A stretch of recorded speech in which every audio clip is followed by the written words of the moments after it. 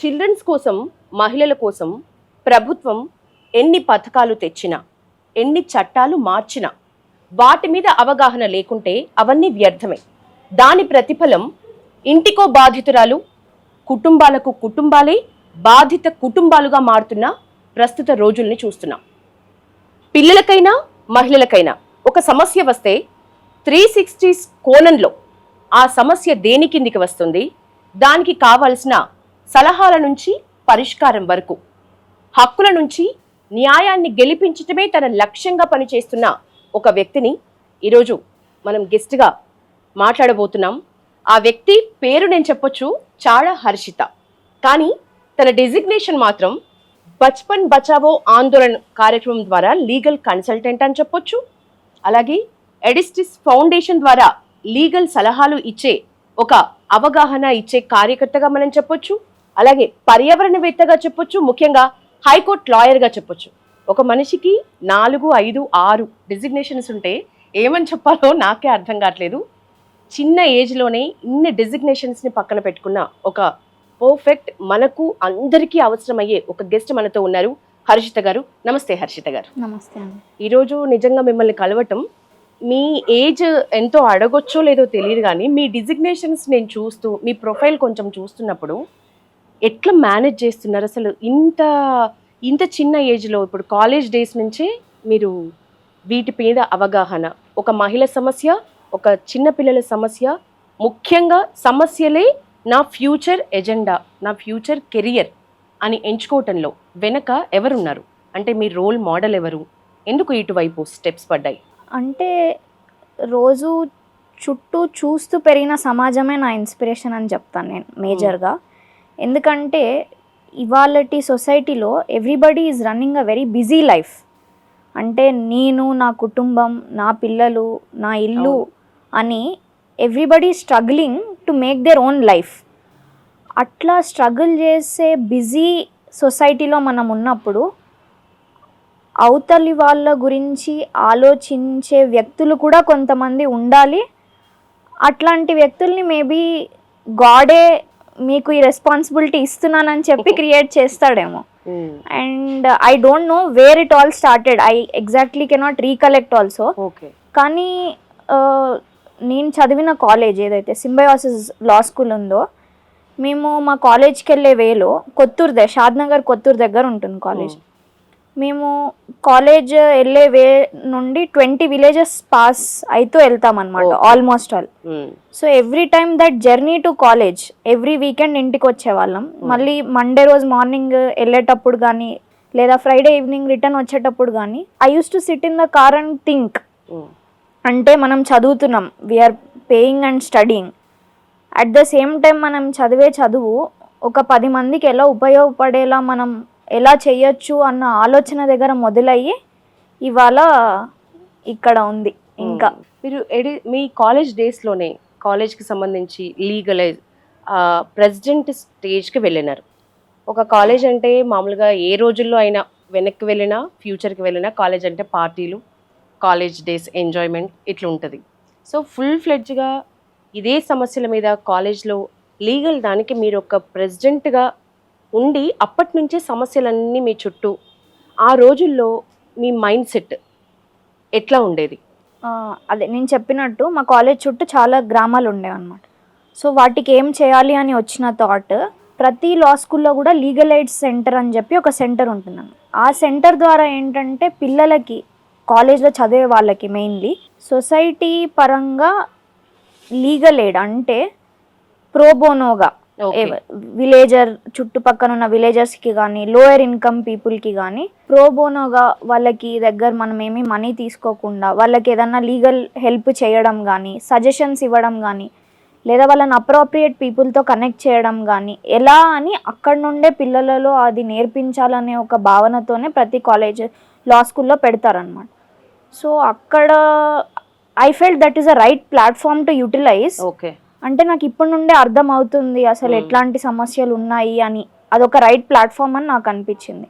So first ఇయర్లోనే నేను apply చేసి అది జాయిన్ అవ్వడం జరిగింది అన్నమాట. అండ్ ఎవ్రీడే కాలేజ్ అయిపోయిన తర్వాత ఆఫ్టర్ 4 చుట్టుపక్కల ఉన్న స్కూల్స్కి కానీ, వీకెండ్స్ రోజు చుట్టుపక్కల ఉన్న విలేజెస్కి కానీ వెళ్ళి అక్కడ ఉన్న వాళ్ళతో మాట్లాడి వాళ్ళకి ఎట్లాంటి సమస్యలు ఉంటాయి అంటే వాళ్ళ సమస్య చాలా పెద్దది ఉండదు, చాలా చిన్నది ఉంటుంది, కానీ వాళ్ళకి దాన్ని ప్రాపర్గా గైడ్ చేసే వాళ్ళు ఉండరు అనమాట. అలా లేక వాళ్ళు ఇబ్బంది పడుతుంటారు అనమాట. మనకి we feel it is very small, but for them పెద్ద సహాయం అవుతుంది. యాజ్ సింపుల్ యాజ్ ఒక ఎగ్జాంపుల్ చెప్తా మీకు. మేము కాలేజ్ దగ్గర ఒక విలేజ్లో ఒక లీగల్ ఎయిడ్ క్యాంప్ చేసామన్నమాట. ఆ విలేజ్లో ఒక ప్రైమరీ స్కూల్ ఉంది. ఆ ప్రైమరీ స్కూల్లో 2 టీచర్స్ ఉంటారు అనమాట. 2 టీచర్స్లో ఒక సార్కి ఏదో వేరే గవర్నమెంట్ వాళ్ళు ఏదో డ్యూటీ వేసి ఆయన స్కూల్కి రావడం మానేశాడు అనమాట. ఆ ఉన్న ఒక్క టీచర్ 5 క్లాసెస్ని ఎలా మేనేజ్ చేస్తుంది? సమస్య యాజ్ సింపుల్ యాజ్ దట్. మేమేం చేసాము, ఆ గ్రామ సర్పంచ్ ద్వారా ఒక లెటర్ తీసుకొని, ఒక రిప్రజెంటేషన్ తీసుకొని మేము దాన్ని district legal services authority to education department address చేసామన్నమాట. వాళ్ళు ఇమీడియట్గా ఆ ఇష్యూని సాల్వ్ చేసి అక్కడ ఒక టీచర్ని అపాయింట్ చేయడం జరిగింది. అంటే it was as simple as writing and addressing a letter to the concerned authority. కానీ అది వాళ్ళ లెవెల్లో చేయలేరు. సో అట్లా చాలా విధంగా మేము హెల్ప్ చేయడానికి మనకు అవి చిన్నగా అనిపించినా వాళ్ళకి నిజం మీరు చెప్పినట్లు చాలా పెద్ద సహాయాలు అవుతాయి. మీ పేరెంట్స్ ఇద్దరు శాస్త్రవేత్తలు, మీకు ఇటువైపు రావాలి అనుకున్నప్పుడు వాళ్ళు ఎట్లా ఫీల్ అయినారు? Initially they were not sure. అంటే మా ఫ్యామిలీలో కానీ మా నియర్ రిలేటివ్స్లో కానీ ఈ ప్రొఫెషన్లో ఉన్న వాళ్ళు ఎవరు లేరు. So when I choose this profession it was very different for every one. అంటే నేను 2017లో లా జాయిన్ అయినప్పుడు ఇంటర్ అయిపోగానే లా చదవడం మన తెలుగు రాష్ట్రాల్లో చాలా తక్కువ. ఈ మధ్య కొంచెం పెరిగింది అవగాహన, అప్పట్లో అస్సలు లేదు. నార్త్ ఇండియాలో బాగుండేది, కానీ మన తెలుగు స్టేట్స్లో చాలా తక్కువ. సో అప్పుడు everybody had a very different opinion. అంటే ఏంటి ఇంటర్ అయిపోగానే లా ఏంటి, వాళ్ళ పేరెంట్స్ ఇద్దరు సైంటిస్ట్ అయ్యి ఐఐటిఓ డాక్టరో లేదా అట్లేదన్నా చేయకుండా ఎందుకు లాలో జాయిన్ చేశారు. Initially my parents also were not sure, but వాళ్ళు ఎప్పుడు what ever I wanted to do they always supported. So the support that they gave me always helped me, and I think later everybody started realizing obviously that the purpose was greater. మీరు siblings ఉన్నారా మీకు? I have a younger brother. Okay. తను ఎట్లా అంటే younger కాబట్టి మీకు సలహాలు ఇచ్చే వాళ్ళ? అంటే we have a more age gap. Okay. So right now he is aspiring to be a pilot. Bachpan Bachao ఆందోళన ఈ ఫౌండేషన్తో మీ పరిచయం, కైలాస్ సత్యార్థి అనే ఒక అద్భుతమైన గొప్ప వ్యక్తి స్థాపించబడిన సంస్థ అది. అందులో మీరు ఎట్లా జరిగింది మీ ప్రవేశం అందులో? అంటే for a lot of people Covid అన్నది ఒక negative thing. For me Covid gave me a platform to serve a lot of people. So Covid టైంలో మేము తెలంగాణ పోలీస్తో పాటు సైబర్ అనే ఒక కార్యక్రమం చేశాము, cyber safety for women and children. ఆ టైంలో సైబర్ క్రైమ్స్ అన్నది చాలా పెరిగిపోయి, అంటే ముందు గ్యాడ్జెట్స్ అంతగా వాడని వాళ్ళు కూడా వాడాల్సి వచ్చింది కోవిడ్లో. అంటే క్లాసెస్ వినడం కోసమో లేదా మొత్తం ఆన్లైన్ వర్కింగ్ అయిపోయో. సో మనకు ఒక బెస్ట్ ఫ్రెండ్ ఉందంటే అది ఒక ల్యాప్టాప్ ఒక ఫోనో అయిపోయింది. సో తెలుసో తెలియకో చాలామంది సైబర్ నేరాలకు గురవ్వడం జరిగింది. ఆ సైబర్ నేరాలలో ఎక్కువగా మోసపోయింది ఎవరు అని చూస్తే మహిళలు మరియు పిల్లలు. సో ఆ టైంలో మేము తెలంగాణ పోలీస్ వాళ్ళతో కలిపి మేము ఒక క్యాంపెయిన్ రన్ చేసామన్నమాట, కాలేజ్ డేస్లోనే. ఆ టైం నుండి నాకు తెలంగాణ పోలీస్ వాళ్ళకి ఒక పరిచయం అన్నది ఏర్పడింది. ఆ పరిచయంతో నేను కరోనా సమయంలో ఆ క్యాంపెయిన్ అయిపోయిన తర్వాత కూడా పోలీస్ వాళ్ళకి చాలా విషయాలలో సలహాలు ఇవ్వడం జరిగింది. అండ్ నేను పోలీస్తో ఒక 2 ఏళ్ళు తరబడి పనిచేయడం జరిగింది ఆ క్యాంపెయిన్ తర్వాత. అలా మొదలైన పరిచయం అక్కడి నుండి నన్ను బచ్పన్ బచావో ఆందోళన ఒక సంస్థకి పరిచయం చేసింది. సో అలా నేను ఈ ఆర్గనైజేషన్కి పరిచయం అయ్యాను. హర్షిత గారు, ఎడిస్టిస్ ఫౌండేషన్ గురించి చెప్పండి. ఎడిస్టిస్ అన్నది రీసెంట్గా ఒక 2 years బ్యాక్, సరే మనం తెలంగాణ పోలీస్లో చేసాము, ఈ ఆర్గనైజేషన్కి పనిచేస్తున్నాము, ఇట్లా చాలా ఆర్గనైజేషన్స్కి మనము సేవా రూపంలో కానీ సహాయం అందించడం జరుగుతుంది. కానీ నాకు అంటే ఒక ప్లాట్ఫామ్ బై గాడ్స్ గ్రేస్ దొరికింది. ఇలాగే యువతని ఎంకరేజ్ చేయాలి అంటే the current youth should know the importance of serving the society may not be only in one way but in whatever way they would want to. So అట్లాంటి యువతకు ఒక platform create చేయాలి. కాలేజ్లో చదివే పిల్లలకి volunteering మీద మనం ఒక ప్లాట్ఫామ్ లాగా క్రియేట్ చేయాలి అన్న ఒక ఆలోచనతో మొదలైందే ఎడిస్టిస్ అనే సంస్థ. నాతో పాటు కొంతమంది యంగ్స్టర్స్ వివిధ రంగాల్లో పనిచేసే వాళ్ళతో కలిపి నేను ఈ సంస్థ మొదలు పెట్టడం జరిగింది. ఈ సంస్థ ద్వారా ఒక పని అని అలా కాకుండా ముఖ్యంగా అవేర్నెస్ మీద మేము చేస్తున్నాం అన్నమాట. అంటే ఫైనాన్షియల్గా సపోర్ట్ చేసేవాళ్ళు మనకి చాలామంది దొరుకుతారు, చాలా సోర్సెస్ దొరుకుతాయి. కానీ అవేర్నెస్ మీద పని చేసేవాళ్ళు చాలా తక్కువ. And we always believe that awareness is the first step. అంటే అవేర్నెస్ క్రియేట్ చేస్తేనే అసలు ఆ సమస్య రాకుండా కూడా మనం ఆపే ఒక వే అవేర్నెస్. ప్లస్ సమస్య వచ్చినా ఏం చేయాలి తెలుస్తుంది. కరెక్ట్. సో ఆ ఇంటెన్షన్తో ఎడిస్టిస్ ఫౌండేషన్ ఎంతమంది టీంతో ఉంది? ప్రస్తుతం మేము మొదలు పెట్టినప్పుడు ఒక 5-6 మందితో మొదలు పెట్టాము. ఇప్పుడు we are a family of more than 30 to 40 members who are actively participating in the NGO in different. And మేము చాలా స్కూల్స్లో, చాలా కాలేజెస్లో ఈ క్యాంపెయిన్ రన్ చేయడము. ఇన్ఫ్యాక్ట్ మన పల్లవి మోడల్ స్కూల్తోనే మేము ఒక MOU ఎంటర్ అయ్యామన్నమాట ఎడిస్టిస్ ఫౌండేషన్ త్రూ. సో ఈ పల్లవి గ్రూప్ ఆఫ్ స్కూల్స్లో ఇంకా డిఫరెంట్ గవర్నమెంట్ స్కూల్స్లో మేము సైబర్ అవేర్నెస్ మీద ఒక ప్రోగ్రామ్ రన్ చేసి పిల్లల్ని సైబర్ అంబాసిడర్స్గా ట్రైన్ చేసామన్నమాట. ఈ అవగాహన అనేది చాలా ముఖ్యం కదా హర్షిత గారు. ఇప్పుడు మీరు స్కూల్స్తో టైఅప్ అవుతున్నారు, అవగాహన కార్యక్రమాలు పెడుతున్నారు. ఇంకా ఎడిస్టిస్ ఫౌండేషన్ని ఎవరు అప్రోచ్ అవ్వాలి, ఎట్లాంటి వాళ్ళు అప్రోచ్ అవ్వాలి? కరెక్ట్. సో మా టార్గెట్ ఎప్పుడైనా I always feel youth and children should be our major target. Because అంటే చిన్న పిల్లలని మనము సోల్జర్స్గా మార్చడం చాలా ఈజీ. అంటే because they are at a very young age, they are ready and willing to learn and imbibe. అంటే మనం చెప్పింది వాళ్ళు నేర్చుకొని ఇంప్లిమెంట్ చేసే అవకాశం వాళ్ళ దగ్గర ఎక్కువ ఉంటుంది. And I feel if there is someone that we should concentrate on and create impact on, it is our children. So పిల్లల మీదే మా కాన్సన్ట్రేషన్ అండ్ యూత్. ఓకే, అంటే పిల్లలు అంటే ఇక్కడ స్కూల్స్తో పాటు మీరు ఇందాక అన్నట్లు హైదరాబాద్ స్కూల్స్తో పాటు రూరల్ ఏరియాస్కి. కరెక్ట్. గవర్నమెంట్ స్కూల్స్ అంటే మేము ప్రైవేట్ కన్నా మా కాన్సన్ట్రేషన్ ఎక్కువ గవర్నమెంట్ స్కూల్స్లో ఉండింది అనమాట. నేను మీ మాటల్లోనే విన్నాను, నిజంగా ట్రైన్ చేస్తే మన ఇక్కడి పిల్లలతో, సిటీలో పెరిగే పిల్లలతో కంటే కూడా గ్రామీణ పిల్లల్లో ఉన్న తెలివి ఎక్కువ అని. కరెక్ట్. సో మీరు గ్రామీణ ప్రాంతాలకు వెళ్తున్నప్పుడు మీ దృష్టికి పిల్లల విషయంలో ఎట్లాంటి సమస్యలు వస్తాయి? కరెక్ట్. సో నేను ఎడిస్టిస్ త్రూ లేదా కొన్ని ఆర్గనైజేషన్స్ త్రూ మేము ఎక్కువగా పనిచేసిన ఒక సబ్జెక్ట్ సైబర్ క్రైమ్స్. ఓకే. 2 మేము పనిచేసిన ఇంకొక subject child sexual abuse. Okay. Cyber crime వేరు, ఇది వేరు. Correct. Okay. Child sexual abuse మీద మేము అవేర్నెస్ ఇవ్వడానికి వెళ్ళినప్పుడు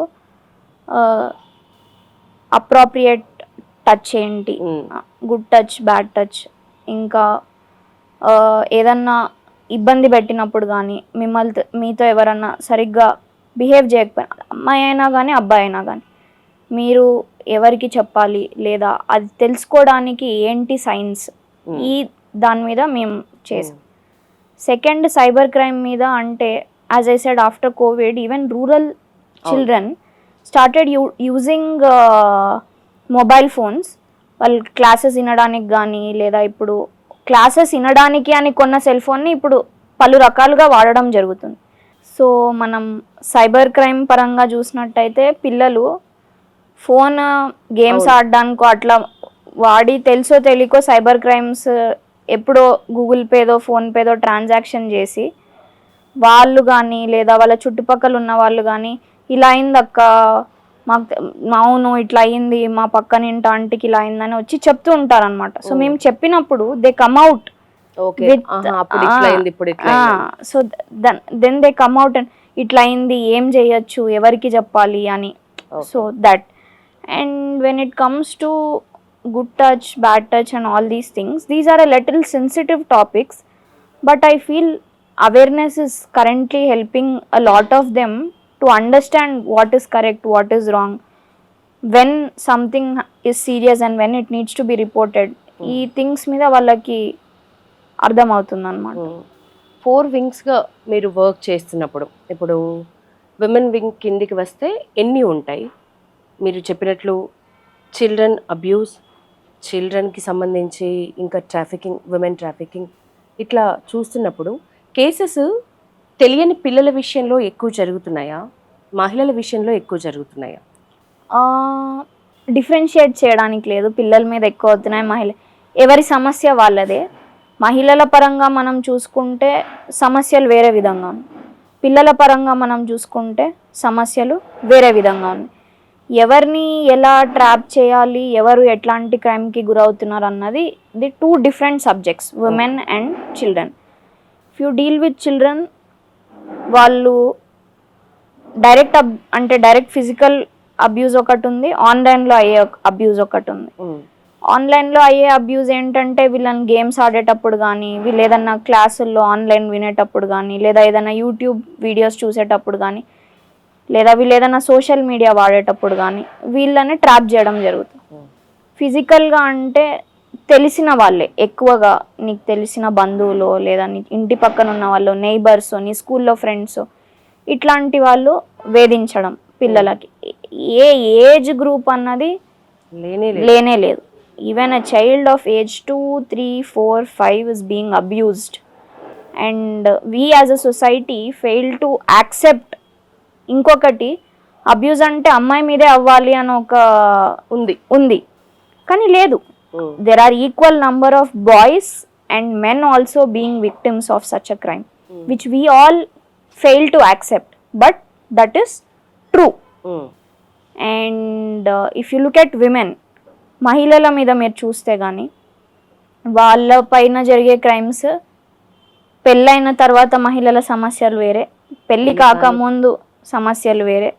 సో ఏ ఏజ్ గ్రూప్ వాళ్ళకి, ఏ రకమైన వాళ్ళకి ఆ సమస్యలు అన్నవి చాలా ఉన్నాయి. పిల్లల విషయం మాట్లాడినారు. ఇప్పుడు పిల్లల విషయం ఒక అబ్యూస్ ఆర్ ఎనీ సమస్య ఒకటి వచ్చినప్పుడు పిల్లలు చెప్పటమే లేట్ అవుతుంది. నిజానికి వాళ్ళకి అవగాహన లేక, చిన్నపిల్లల విషయానికి వస్తే తల్లిదండ్రులకు చెప్పినప్పుడు అవి లోపలే ఉండటం, బయటికి అంత ఈజీగా ఎవ్వరూ రావాలనుకోరు పిల్లలకు సంబంధించి. సో అట్లాంటి వాళ్ళకి ఏమని చెప్తారు? బయటికి రాని కేసులే ఎక్కువ ఉంటాయి అని అంటే అసలు నిజం అంటారా? ఎంతవరకు నిజం? మీరు చెప్పింది కరెక్టే. చాలామంది ఈ చిన్న వయసులో ఇలా అయిందని మనం బయట చెప్తే పిల్లలకి భవిష్యత్తు ఉండదేమో, లేదా ఇప్పుడు చెప్తే ఎవరన్నా నమ్ముతారా, మనం మళ్ళీ చెప్పిన తర్వాత పోలీస్ స్టేషన్ల చుట్టూ, కోర్టుల చుట్టూ తిరగాలి, ఇదంతా అవసరమా అని చాలామంది చెప్పడానికి ఆలోచిస్తారు, భయపడతారు. కానీ మీరు అలా వదిలేయడం వల్ల మీ పిల్లలలాగా ఇంకా ఎంతమంది నష్టపోతారు అన్న ఒకటి మనము ఆలోచించాలి. ఇప్పుడు ఇవాళ మీ పాపతో కానీ బాబుతో కానీ ఇలా అయ్యింది, రేపు ఇంకొకరితో ఇలా కాదు అన్న ధైర్యం ఏంటి? ఎవరు హూ ఇస్ రెస్పాన్సిబుల్? సో అది ఆగాలి, ఒకరితోనే ఆగాలి, ఎక్కడైనా ఆగాలి అంటే రిపోర్ట్ చేయడం చాలా ఇంపార్టెంట్ అన్నది నేను చెప్తాను. And the mechanism that we have these days, it provides a very good mechanism for reporting crimes. మీరు భరోసా సెంటర్స్ చూస్తే పిల్లల పైన జరిగిన క్రైమ్స్, ఉమెన్ మీద జరిగిన sexual abuses, specifically only for sexual abuse, Telangana ప్రభుత్వం భరోసా సెంటర్స్ అనే ఒక కేంద్రాన్ని ఓపెన్. ఈ సెంటర్స్ ద్వారా ఏంటి, మీరు పోలీస్ స్టేషన్కి వెళ్ళకుండా మీరు డైరెక్ట్ ఈ సెంటర్కి అప్రోచ్ అయితే కేసు ఎఫ్ఐఆర్ కాని స్టేజ్ ముందు నుండి కేసు కోర్టులో అయిపోయే స్టేజ్ వరకు 360 డిగ్రీస్ యాంగిల్లో వాళ్ళు సహాయం భరోసా సెంటర్స్. అలాగే మా సంస్థ బచ్పన్ బచావో ఆందోళన ఉంది. మేము కూడా ఎఫ్ఐఆర్ అయ్యే దగ్గర నుండి వాళ్ళకి న్యాయం జరిగే వరకు వాళ్ళతో ఉండి మేము సపోర్ట్ చేయడం. చిల్డ్రన్కి సంబంధించి ఏ సమస్య వచ్చినా బచ్పన్ బచావో ఆందోళనకి సంస్థకి వెళ్ళినా ప్లస్ భరోసా సెంటర్కి వెళ్ళినా పోలీస్ స్టేషన్కి వెళ్ళాల్సిన అవసరం లేదు. పోలీస్ స్టేషన్కి వెళ్ళాల్సిన అవసరం లేదు అని నేను చెప్పాను. అంటే పోలీస్ స్టేషన్కి మీరు డైరెక్ట్గా వెళ్ళకుండా వీళ్ళ హెల్ప్ త్రూ మీరు అన్ని ప్రొసీజర్స్ చేయొచ్చు అని నేను చెప్తాను అన్నమాట. హర్షిత గారు, ఇప్పుడు ఎడిస్టిస్ ఫౌండేషన్ గురించి చెప్పినారు, బచ్పన్ బచావో ఆందోళన కార్యక్రమం ద్వారా మనం ఎవరు అప్రోచ్ అవ్వచ్చు చెప్పినారు, ప్లస్ పోలీస్ స్టేషన్ వెళ్ళక్కర్లేదు కానీ మిమ్మల్ని సంప్రదిస్తే మీ త్రూ పోలీస్ స్టేషన్కి వెళ్తాయి. ప్రతిదీ వీళ్ళే స్టేషన్ల చుట్టూ తిరగాలని ఎవరు అనుకోరు కాబట్టి. నెక్స్ట్, ఇది పెద్దల సమక్షంలో తల్లిదండ్రుల సమక్షంలో పెరుగుతూ బంధువుల అనుబంధాలతో పెరిగే పిల్లలకే సమస్యలు తప్పని రోజులు. అట్లాంటిది అనాథాశ్రమాల్లో ఉన్న పిల్లల గురించి అయితే మనకు ఊహకు కూడా అందవు వాళ్ళ సమస్యలు. వాళ్ళ గురించి ఏమైనా స్పెషల్ ఫోకస్ చేస్తున్నారా? డెఫినెట్లీ. అంటే చైల్డ్ హోమ్స్లో కానీ ఈ అనాథాశ్రమాలలో కానీ ఇవన్నీ హోమ్స్లో ఉన్న పిల్లల గురించి వాళ్ళకి ఎటువంటి సమస్యలు వచ్చినా కూడా మేము మొత్తం ఉచితంగా న్యాయ సేవలు కానీ లేదా వాళ్ళకి ఏదన్నా హెల్ప్ అంటే ఎడ్యుకేషన్ పరంగా వాళ్ళు ఎలా ప్రొసీడ్ అవ్వాలనుకున్న కౌన్సిలింగ్ పరంగా కానీ అన్ని విధాలుగా కూడా మా సంస్థ బచ్పన్ బచావో ఆందోళన వాళ్ళు సహాయం అందించడం జరుగుతుంది. అయితే మీరు ఏదైతే అనాథాశ్రమాలు హోమ్స్ ఇవన్నీ ఉంటాయో ఇవన్నీ కూడా కొన్ని స్టాండర్డ్స్ ఉంటాయన్నమాట. మన జువినైల్ చట్టాల ప్రకారము ఇంకా చైల్డ్ వెల్ఫేర్ రిలేటెడ్ చట్టాల ప్రకారం national commission for protection of child rights NCPC వారు, అట్లనే మన state commission for protection of child rights వీళ్ళ త్రూ అండ్ హైకోర్టులో జువినైల్ జస్టిస్ కమిటీ అని ఒకటి, ఇలా చాలా కమిటీస్ ఫామ్ చేసి ఈ హోమ్స్లో కూడా necessary safety measures and protection and also food పరంగా క్వాలిటీ, వాళ్ళు స్టే ఉండే వసతి క్వాలిటీస్ అవన్నీ కూడా ఒక క్వాలిటీ చెక్ మెయింటెనెన్స్ కోసం రెగ్యులర్గా సడన్ సర్ప్రైజ్ విజిట్స్కి కూడా అధికారులు వెళ్తూ ఉంటారండి. సో అంత ఈజీగా ఎస్కేప్ అవ్వడం లేదు. కానీ మీరు చెప్పినట్టు అందరి సమక్షంలో ఉన్న పిల్లలకే సమస్యలు ఉన్నప్పుడు వీళ్ళకి డెఫినెట్లీ సమస్యలు అనేవి ఉంటాయి. ఎవరైనా బయట పడకుండా చెప్పుకోవాలి అనుకునే వాళ్ళు చాలామంది ఉంటారు. అది అమ్మాయి తల్లిదండ్రుల సమక్షంలో ఉన్న అనాథ ఆశ్రమాల్లో ఉన్న ఎక్కువ మంది మ్యాక్సిమం బయట పడకుండానే సమస్యలు అయితే చెప్పుకోవడానికి ఒక పర్సన్ కావాలి అని అనుకునే వాళ్ళకి ఏమైనా ఉందా ఒక నంబర్ లేక? డెఫినెట్లీ బచ్పన్ బచావో ఆందోళన వాళ్ళది హెల్ప్ లైన్ నంబర్ ఉంది. అలాగే ప్రభుత్వం చైల్డ్ హెల్ప్ లైన్ నంబర్ అని ఒకటి చేసింది 1098 చైల్డ్ హెల్ప్ లైన్. మా Bachpan Bachao help line number కూడా ఉంది, అది కూడా నేను ఇస్తాను. సో మీరు ఆ హెల్ప్ లైన్ నంబర్కి కాల్ చేసినా లేదా ఈ చైల్డ్ హెల్ప్ లైన్కి కాల్ చేసినా కూడా ఈ పిల్లల విషయంలో ఏంటంటే వాళ్ళు ఎట్లాంటి క్రైమ్ రిపోర్ట్ చేసినా కూడా వాళ్ళ ఐడెంటిటీ అనేది బయటపడకుండా, వాళ్ళ పేరు వాళ్ళ వివరాలు బయటపడకుండా, అంటే until too much of media interferes and ఆ ఫ్యామిలీకి ఇంకా పిల్లలకి ప్రైవసీ లేకుండా చేసే స్టేజ్ వరకు వెళ్ళకపోతే తప్పకుండా వాళ్ళ వివరాలు బయటపడకుండా సహాయం వాళ్ళకి ఫుల్ జస్టిస్ జరగాలి అనే చట్టం చెప్తుంది. సైబర్ క్రైమ్తో వర్క్ చేస్తున్నారు, అందులో షీ టీమ్స్ ఉంది, భరోసా సెంటర్స్ ఉన్నాయి, విమెన్ ట్రాఫికింగ్ అన్నీ వస్తాయి. ఈ చిల్డ్రన్స్ విషయానికి కూడా చాలా యాంగిల్స్లో మీరు వర్క్ చేస్తున్నారు. ఇప్పటిదాకా మనం చిల్డ్రన్స్కి సంబంధించి చాలా విషయాలు చర్చించుకున్నాం. అఫ్ కోర్స్ ఎవరైనా బయటపడకుండా చెప్పాలి, మా ఊరు పేరు నా వివరాలు ఏవి బయటకు రాకుండా చెప్పాలి అనుకున్నా ఎలా అప్రోచ్ అవ్వాలి మీరు చెప్పినారు. ఇప్పుడు విమెన్ సేఫ్టీకి విషయానికి వస్తాం. విమెన్ విషయంలో మీ మాటల్లోనే విన్నా, కరోనా టైంలో అసలు నిజ స్వరూపాలు, కరోనా టైంలో మనుషుల మనస్తత్వాలు బయటపడ్డాయని, అమ్మాయి అయినా అబ్బాయి అయినా. కరోనా పుణ్యమాని డైవర్స్ కేసులు ఎంత శాతం పెరిగినాయో మనం చూస్తున్నాం. సో విమెన్ విషయానికి వస్తే వీళ్ళు కూడా ఎవరు బయటపడాలి అని అనుకోరు, కానీ మీరు అన్నట్లు కరోనా టైంలో చాలా అంటే మనుషుల మనస్తత్వాలు బయటపడేసరికి వాట్ ఈజ్ వాట్ అనేది చాలా ఈజీగా తెలిసిపోయింది. అయినప్పటికీ కూడా అప్రోచ్ అవ్వని వాళ్ళే ఎక్కువ ఉంటున్నారు. ఏమంటారు? Partially correct. చాలామంది డేర్ చేస్తున్నారు బయటికి రావడానికి. I don't blame one gender for this mistake. Okay. I say that there is mistake on both ends. అంటే sometimes when violence is extreme, then maybe one person is to be blamed for the abusive behavior. But marriage కానీ, marriage విషయంలో కానీ, లేదా women related క్రైమ్స్లో కానీ, women initially are afraid to come out and report. But once they are given safety and security that your case will be solved అని వాళ్ళకు ఒక ధైర్యం వచ్చినప్పుడు వాళ్ళు బయటకు వచ్చి చెప్పడానికి ధైర్యపడతారు. సో ఇట్లా రిపోర్ట్ చేయడానికి చాలా మెకానిజమ్స్ ఉన్నాయి. షీ టీమ్స్ ఉంది, అట్లానే మనకి డొమెస్టిక్ వైలెన్స్ గురించి సపరేట్గా కౌన్సిలింగ్ సెంటర్స్ ఏర్పాటు చేశారు ఇప్పుడు ప్రతి ఉమెన్ పోలీస్ స్టేషన్ పరిధిలో. ఓన్లీ ఉమెన్ మ్యారిటల్ ఇష్యూస్ కోసమే ఉమెన్ పోలీస్ స్టేషన్స్ అని ప్రతి జోన్లో ఒక ఉమెన్ పోలీస్ స్టేషన్ పెట్టడం అయింది ఇప్పుడు మన సిటీ లిమిట్స్లో కూడా. అండ్ మహిళా కోర్టులు అని చెప్పి కోర్ట్స్లో కూడా separate special courts for women related cases. ఇట్లా చాలా maximum level of effort women commission చాలా యాక్టివ్గా, నేషనల్ ఉమెన్ కమిషన్ కూడా చాలా యాక్టివ్గా ఇష్యూస్ మీద రియాక్ట్ అవ్వడం కానీ. సో ఇట్లా చాలా మెకానిజమ్స్ ఉన్నాయన్నమాట. సో ఫస్ట్ థింగ్ నేను ఏం చెప్తానంటే ఉమెన్ కానీ మెన్ కానీ ఫైనాన్షియలీ ఇండిపెండెంట్ ఉండడం చాలా ఇంపార్టెంట్.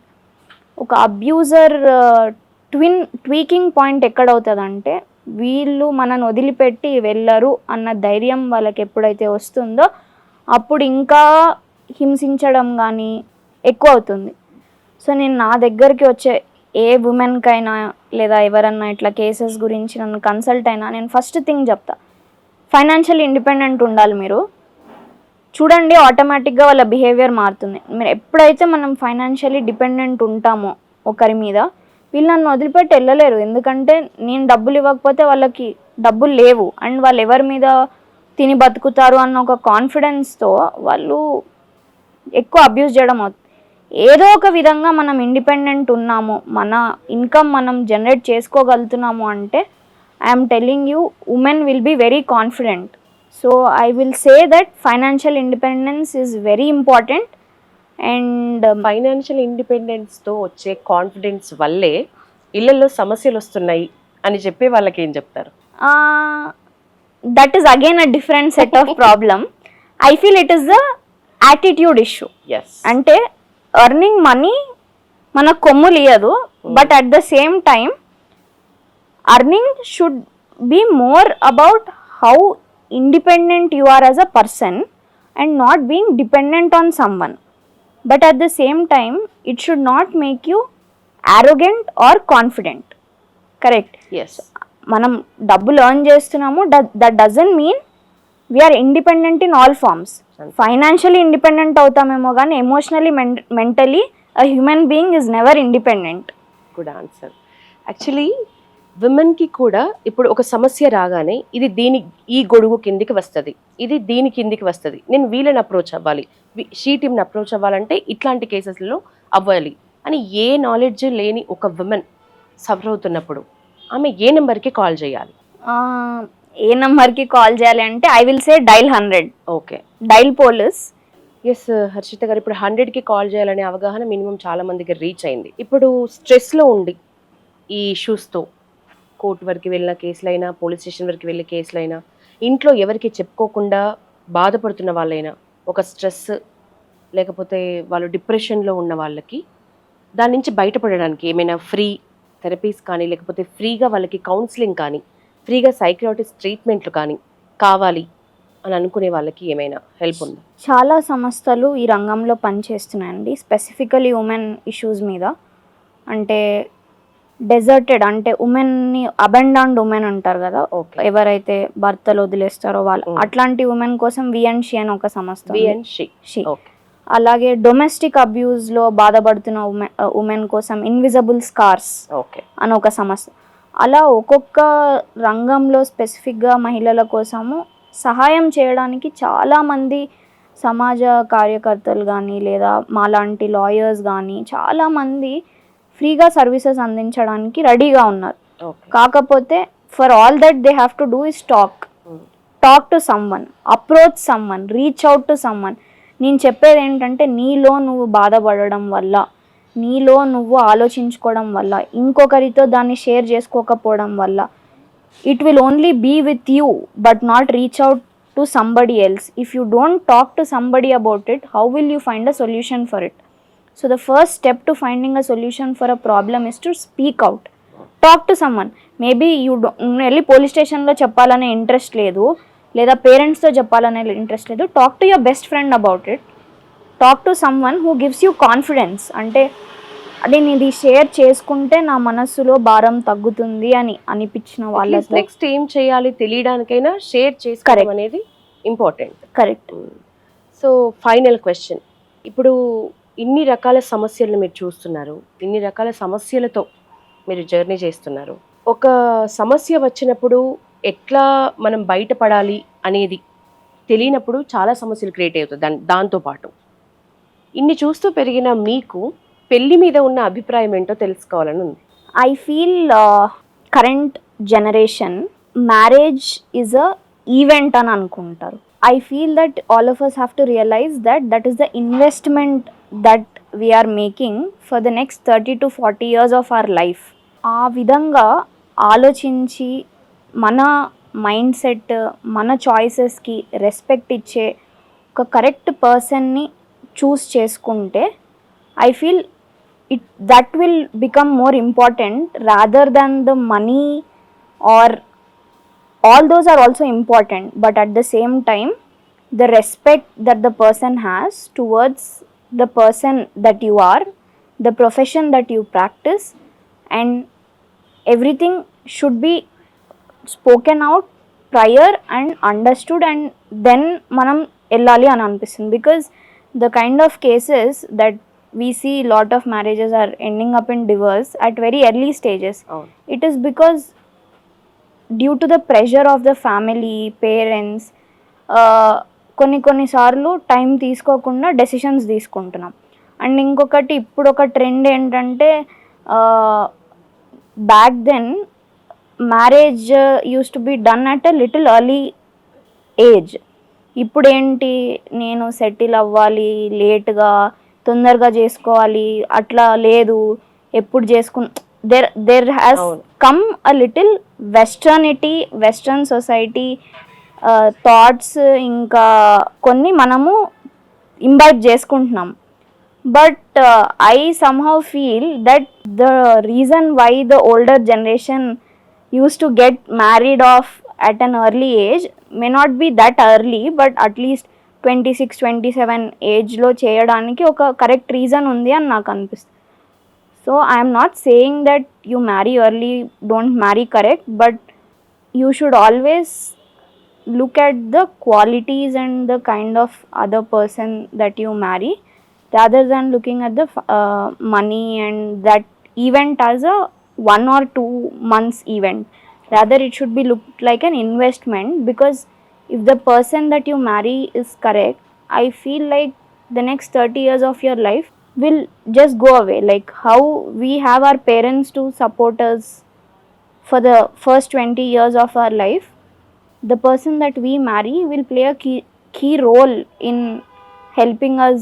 హర్షిత గారు, మీరు చిల్డ్రన్స్కి సంబంధించి ఎలాంటి సమస్య అయినా దాన్ని ఎట్లా సాల్వ్ చేయాలి, వాళ్ళకి కావాల్సిన సలహా, విమెన్కి సంబంధించి ఎట్లాంటిదైనా వాళ్ళకి కావాల్సిన సలహాలు, ఇన్నిటితో మీరు ప్రతిరోజు గడుపుతున్నారు కాబట్టి మీ దగ్గర నుంచి ఒక సజెషన్ అయినా, ఒక పరిష్కారం కోసం రావటమైనా చాలామందికి అవసరం అనిపించే వాళ్ళకి ఎట్లా అప్రోచ్ అవ్వాలి మిమ్మల్ని? You can definitely approach me on Gmail, on my LinkedIn profile, on my Instagram profile, on any of my social medias. You can contact me and approach me. I am always, maybe I may not immediately respond, but at the end of the day, before I sleep, I make sure that I respond to every message that I see. Okay. And then I sleep. May not, అంటే నేను ఇమీడియట్గా వాళ్ళతో connect అవ్వకపోవచ్చు, but at least మీరు నాకు ఈ టైంలో call చేయండి అయితే నాకు వాట్సాప్లో కానీ ఇన్స్టాగ్రామ్లో కానీ వచ్చిన ప్రతి మెసేజ్కి అయితే నేను తప్పకుండా రెస్పాండ్ అవుతాను. ఓకే, మీరు హైకోర్టు ఇప్పుడు ప్రాక్టీస్ చేస్తున్నారు. అవును, అవును. సో అక్కడికి వచ్చే కేసెస్ కూడా అంటే ఎక్కువ పెరిగినాయా, ఎంత శాతం పెరిగినాయి విమెన్కి సంబంధించి కేసెస్? మీరు చెప్పినారు కరోనా టైంలో చాలా ఎక్కువైపోయాయని. ప్రజెంట్ సిచ్యువేషన్ ఎట్లా ఉంది హైకోర్టు కేసెస్ సంబంధించి? Continues everywhere. అంటే simple logic, with the increase of population crime rate increases, as simple as that. So అంటే వీళ్ళే విక్టిమ్స్ అవుతున్నారు అని చెప్పడానికి లేదు. Crime in all forms has increased in general. Yes, thank you Harshita గారు, మీరు వాల్యుబుల్ టైం ఈరోజు మాకు కేటాయించినందుకు. Thank you so much.